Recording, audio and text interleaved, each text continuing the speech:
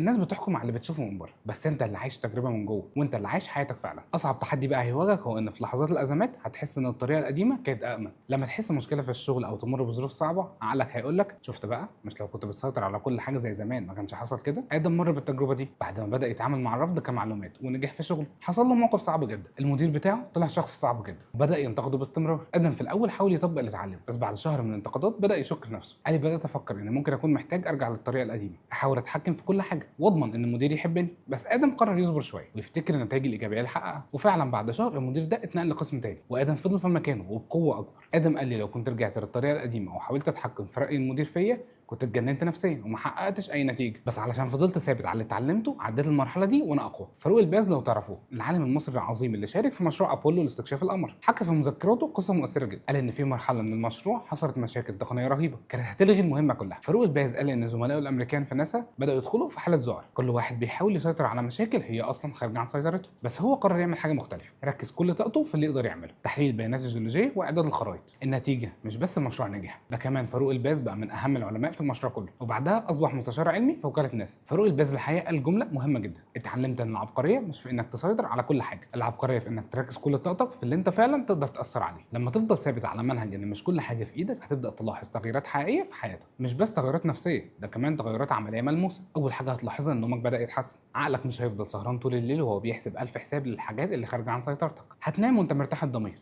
انك عملت اللي تقدر عليه. تاني حاجه ان تركيزك هيزيد لما تبطل تشتت طاقتك على مليون حاجه وتركزها في اللي فعلا في ايدك، هتلاقي انك بتحقق نتائج احسن في وقت اقل. تالت حاجه ان علاقاتك هتتحسن، مش هتبقى بتحاول تسيطر على كل مشاعر وافعال الناس اللي حواليك، وده هيخليهم مرتاحين معاك اكتر. في دراسه اتعملت في جامعه ميشيغان على 10000 شخص، دراسه مش سهله ومش بسيطه، وفضلت الدراسه دي لمده تقارب السبع سنين. كانوا بيدرسوا حاجه واحده، التحكم في حياتك، يعني فكره انك تركز على اللي تقدر تتحكم فيه بدل ما تضيع وقتك في محاولات يائسه للسيطره على اللي مش في ايدك. وصدقني النتيجه كانت مدهشه، الناس اللي طبقوا المبدا ده عاشوا 12 سنه اطول من غيرهم، ومش بس عاشوا اطول، لا كانوا اكتر سعاده واكتر هدوء، ومعدل الاصابه بالاكتئاب عندهم اقل ب 60%. ده مش مجرد رقم، ده فرق في الحياه كلها.